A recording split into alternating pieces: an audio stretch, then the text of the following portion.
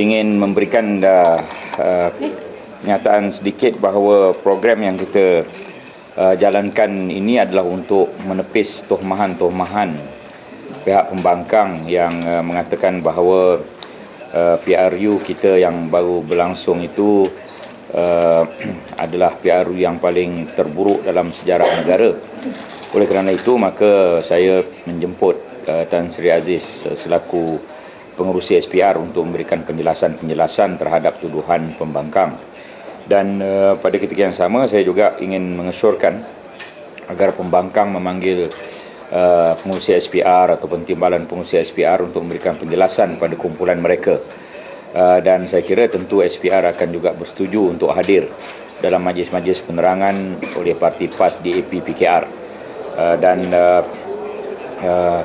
segala isu-isu seperti lampu padam yang tak berlaku, pengundi Bangla yang tak ada seorang pun, ya, peti undi hilang yang tak berlaku, segala tuduhan-tuduhan yang disebut itu tadi dah dijawab oleh Tan Sri pengurusi SPR, dan kita berpuas hati pada jawapan-jawapan beliau itu.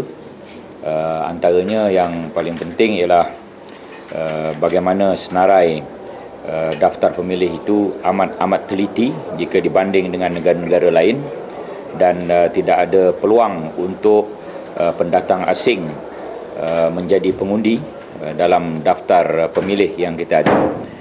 Kerana daftar pemilih itu dipamerkan, boleh dibantah, kemudian daftar pemilih itu juga telah dibersihkan daripada nama-nama yang disebut telah mati, meninggal dunia dan sebagainya.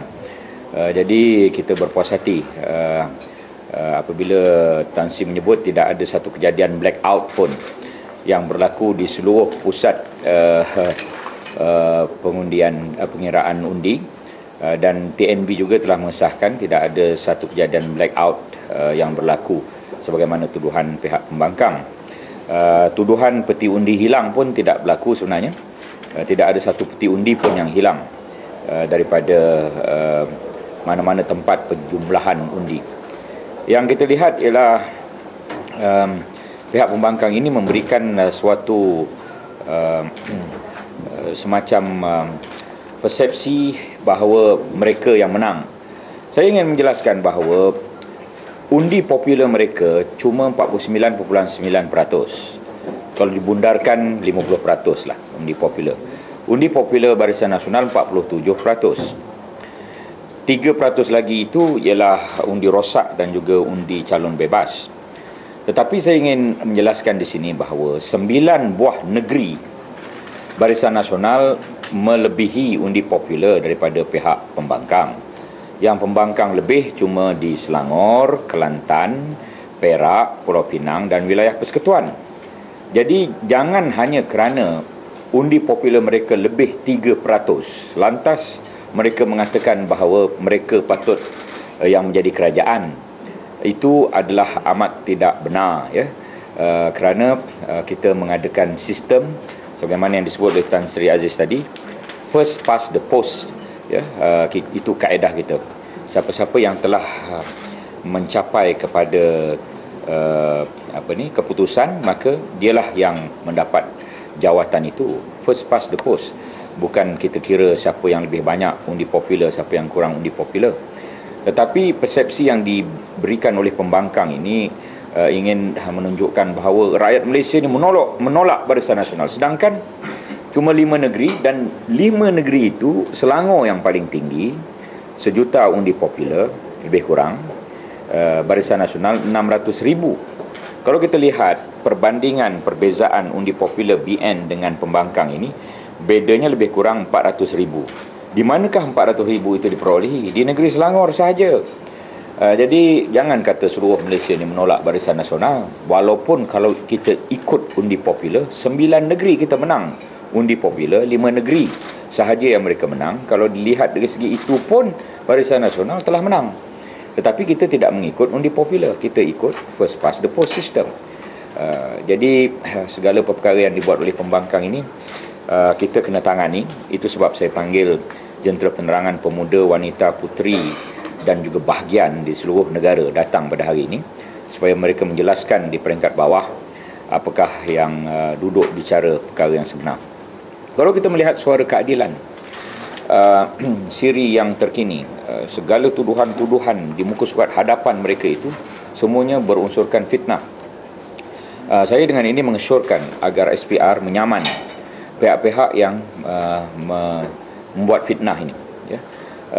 Dan hanya dengan cara itu baru boleh dapat membersihkan nama SPR. Kita bukan kata orang nak dictate SPR ke apa ke, tapi saya ingin mencadangkan agar SPR menyaman pihak-pihak yang memfitnah mereka.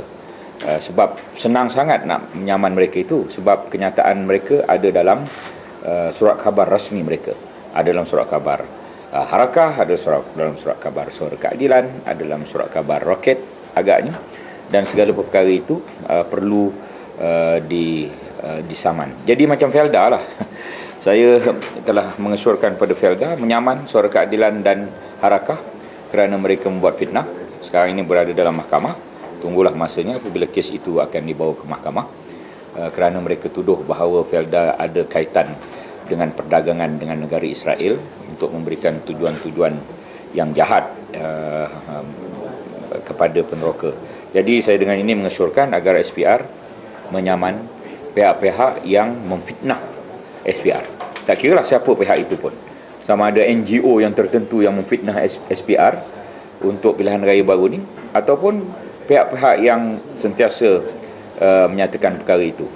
Dan segalanya boleh dirakam, ucapan-ucapan pemimpin-pemimpin mereka semalam, malam ini dan malam-malam seterusnya, itu semua boleh dirakam. Jangan biarkan fitnah bermaharaja lela dan menyebabkan rakyat berfikir bahawa kerajaan yang ada ini tidak sah, walhal kerajaan yang ada ini adalah suara rakyat yang sah memilih kita.